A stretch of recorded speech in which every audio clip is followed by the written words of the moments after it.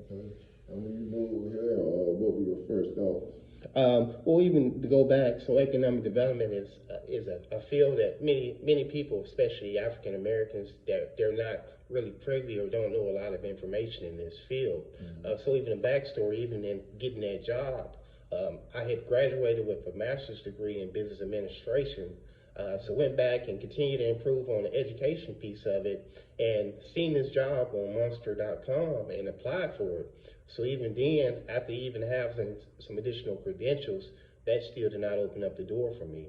But only then that my boss that originally hired me, it was her sister-in-law that we worked at a call center together, and I was coaching and I was supervising her.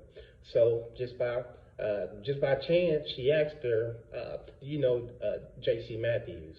So when she asked her, she said, yeah.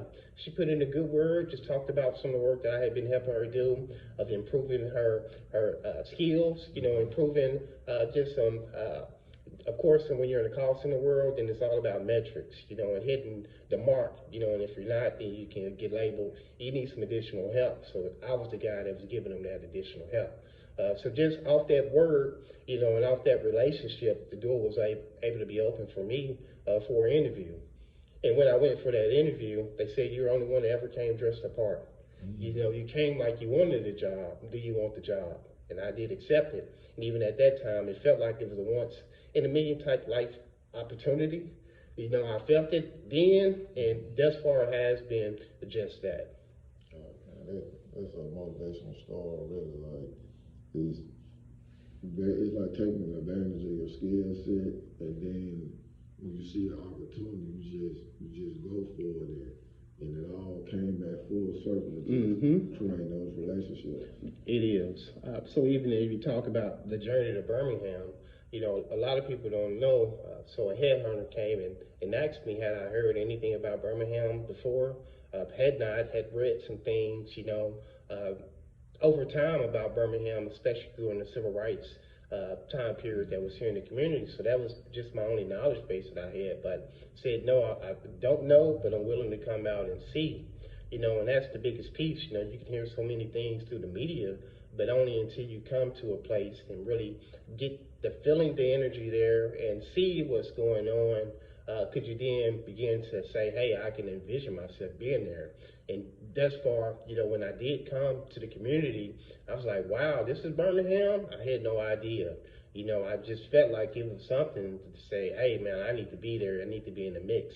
Of course, having a young mayor, that's just about the business. He's not taking anything lightly. He just want to transfer Birmingham. That energy is contagious, and I want to be a part of that mix. Okay. Can you tell us a little bit more about the Birmingham Business Alliance? I can, even a little bit more, even on me getting recruited there. So I'll tell you, probably for 7 months, of my journey to Birmingham, I lived out of a hotel. Each and every week, I lived out of a hotel. Who moves in the middle of a housing crisis? Who moves in the middle of a pandemic? But the energy that I felt here in Birmingham was so compelling that I said, no matter what, I need to get there. So I commuted back and forth.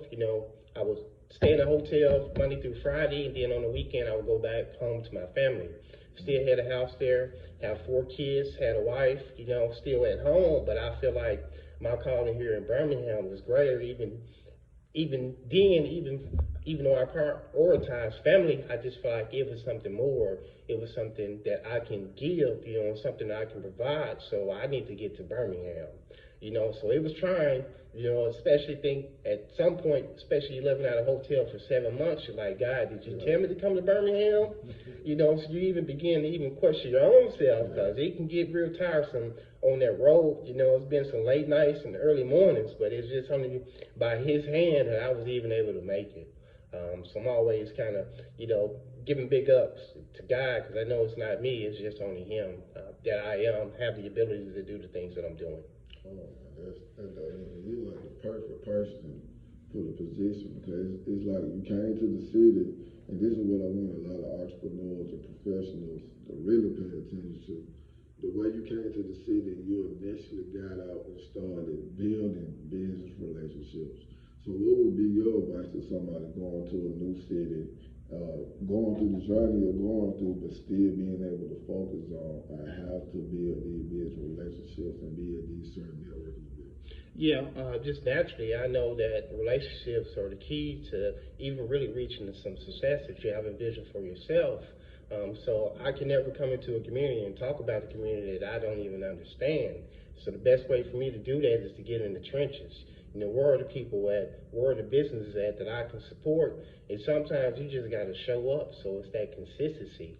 You know, of just, regardless if anybody know me or not, I'm still going to go anyway. And eventually, if they keep seeing my face over and over again, then they might be inclined to ask me or say, "Who are you?" And then I could begin to open up that conversation. So you have to be relentless. You know, you have to know what you want to achieve. You got to know the goals that you have set out for yourself. And then once you understand those goals, then you got to work hard, continue to improve yourself to even reach those things. Because, like I like to even point out and bring up now, it's just when you're on the 10x journey, it really is homing in and specializing in something. It's not that 2x stuff, being in trenches and trying to do all things, but it could be one thing that you really do well that can separate you from the rest. Okay. So as being in the role of a small business director, I know those skills come in handy. So what would basically be your role at BBA as a small business director? My role now is to support and help small business to grow and scale within the Birmingham Jefferson County footprint. So that just entails just really getting in the trenches, really getting to understand the business, understand their needs, understand their growth mindset, and how can you lean in to support them in the goals that they have set, because it's all of the mindset of the entrepreneur. Not everybody wants to scale and wants to grow, and that's fine. And people can still do well even doing that, but others, it's like, hey, I want to go all the way to the moon, So if that's your goal that you have set for yourself, how can I get behind you to help you reach that goal?